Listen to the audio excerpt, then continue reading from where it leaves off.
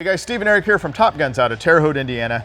Eric, sometimes we get folks that come in, and certainly we appreciate every purchase that comes through our store. I know every gun shop out there does, but the fact of the matter is sometimes we should be spending perhaps a little less on our firearms that we're buying and putting a little more money behind training. Yep.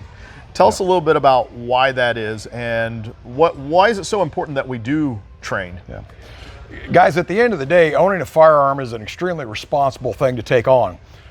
In order to run that firearm as it should be run safely and efficiently, you have to be taught how to do that. It's not, you know, I will say, and I'm guilty of this, I went the first, I hate admitting that I'm this old, but I went probably the first 25 years of shooting without ever taking a lesson. Mm-hmm. Now, that doesn't mean I didn't have a couple of police officer buddies that taught me how to shoot, a couple of guys that were in the military that taught me how to shoot, and quite frankly, I had a relative that taught me how to shoot. Yeah.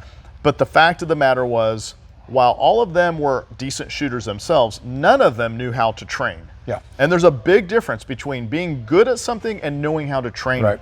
Yeah, you know, my personal experience, I was taught how to shoot by my father. Yeah. And, you know, God bless him, Dad taught me the best way he knew how, but Dad was not a firearms instructor. It's a time I wouldn't trade for the world, that time I spent with my dad. Absolutely. However, Dad was not a firearms instructor. We didn't have a handgun in our house. I didn't fire my first handgun until I got in the Army. Is that right? Absolutely. Yep. All right, so you know, when I finally went and took a professional class, and I will tell you, my first class wasn't with Eric. It was with another guy. Was my first class that I went to. It was before I met you, and man, it was mind blowing. I was truly blown away with what it opened up for me and what it taught me and how it took my groups and started tightening them, because that individual knew what to look for and how to diagnose my issues. And that ultimately, and man, if I could have met him 20 years earlier and started building on a more solid foundation, it would have been easier to correct my bad habits. Yeah. There are so many things that go into shooting a firearm accurately and safely, excuse me. A long gun is one platform.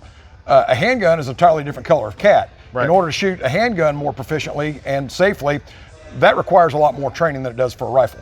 Okay, so when they're looking for an instructor, all right, without pushing you as an instructor, sure. A lot of these folks don't even live in our community. Right. What should they look for in an instructor? Steve, the main thing I tell people when they're looking for firearms instructor is to take the time to vet that individual, to be ensured that the guy that you're paying your hard-earned dollars to train you actually has the knowledge that he claims to have. Okay, so we often hear, man, and I'm gonna get a bunch of hate off of this, so I'm just gonna apologize in advance. I often hear they are an NRA certified instructor. Yeah. All right, I don't want him saying this because he's an instructor and he shouldn't be calling anyone out. I'm gonna be the jerk here. While there may be NRA certified instructors out there that are very good, I personally do not believe that having an NRA certification makes them a good instructor. It takes far more than simply somebody going and getting that certification for them to become not only a good shooter, but a good or great instructor. I want to see a person that's gone and trained at multiple institutions, including maybe with the NRA, but that's not where it stops. To me, that's like the very basic beginning step. I want an instructor that's gone and trained at a lot of different institutions. We're not going to name them, but a lot of different locations, and absorbed and figured out what works for them as an instructor.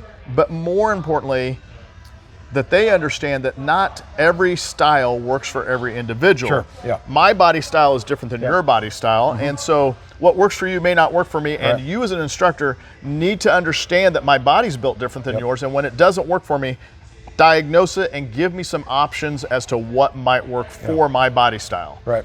So whether I'm a smaller stature guy, somebody or maybe a big guy that has extra long fingers, whatever that is, whatever those obstacles are, maybe somebody whose eyesight isn't as good or something. We run into quite a few students here that have physical limitations. Absolutely. Being bad knees or poor eyesight or a variety of things. Sure. Yeah. So when you're vetting, like as Eric said, when you're vetting your instructor, find out where all they have trained and look at the places they've trained and see what kind of reputation those places have. That might help give you a starting point. You don't necessarily always need to go to these big schools that you have to travel and spend thousands of dollars on, because the reality is you may have an instructor in your backyard that has gone and done all that training for you and is also a great instructor, and maybe in some cases those instructors are guest instructors at those locations sometimes, and so you may get the benefit of that right in your backyard without paying the exorbitant fee. Yeah. And being able to get some great training. I will also say, you know, here's one I often hear, and that is, and I'm guilty of it. This person is retired Special Forces. I want to go train with this person. Yeah. And so, and I've done that. I've gone and I've trained with guys because of their titles and their accolades. And so, but the reality was, heck, in some cases, I wasn't advanced enough to really absorb anything special from that individual that I couldn't have absorbed from, be it Eric or one of the other instructors at the shop or an instructor at a different gun shop.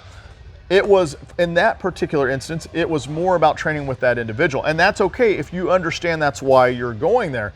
But many of us are not at that level of shooting to where... Most aren't. Huh? Most aren't. Most aren't. That's exactly right. To where we're going to be able to gain the added benefit. And then quite frankly, even if you are at that level, there's a good chance if you're taking a class, there's going to be 5 other people that at least that are not at that level. And in any class, you have to move at the pace of the slowest student. Right. So unless you're getting private lessons, I don't know that you're getting the benefit in some cases of that individual who has been there, done that, and really understands what it's like to be in maybe a combat situation or a life-threatening situation. So there's just so many things to take into consideration. You know, one other thing to consider when you're vetting your instructor, guys, is a lot of instructors are guys that are my age, meaning 50, 60, maybe even older. And most of us have been doing this for a while. We still go to gun schools on our own. Eric, I will tell you now, well, you're getting ready. This weekend you're taking off the rest of the week because you're going to a shotgun training course. All right. So Eric goes on a regular basis and trains at different locations. That's something that I appreciate because he takes that knowledge and he brings it back not only to his facility, but I get to absorb some of that. Unfortunately, I don't absorb real well, so I don't shoot near as good as Eric does, but it's still a resource for me to go to, and I'm happy that he's right here with us. So check out your instructors, vet them. Main thing is put some rounds down range. Try to put them down range responsibly, not as in safely, but responsibly as in, so you're not just wasting ammo. You're actually training with it as opposed to just blowing rounds down range and trying to have fun. You know, classic example, our intro class here, Steve, and our women's only class, we focus on every round fired here. Yeah. We're looking for that muscle memory, doing it right every time, all the time.